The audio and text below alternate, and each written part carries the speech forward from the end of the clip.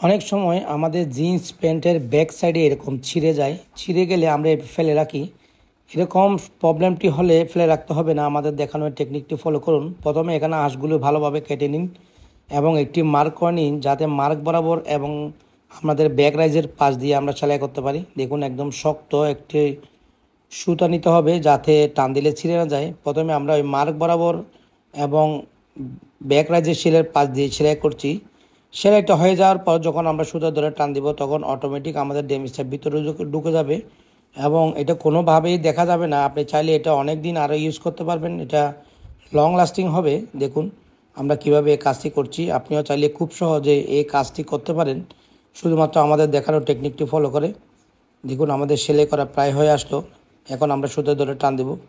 দেখুন সুতো ধরে টান দেওয়ার সাথে সাথে আমাদের ড্যামেজটা ভিতরে ঢুকে গেল, একদম নতুনের মতো হয়ে গেল। আপনি চাইলে এটা আরও অনেক দিন ব্যবহার করতে পারবেন। আমাদের টেকনিকটি ফলো করে খুব সহজে আপনি চাইলে আপনার নষ্ট হওয়া জিন্স প্যান্টটি এভাবে ঠিক করে নিতে পারেন।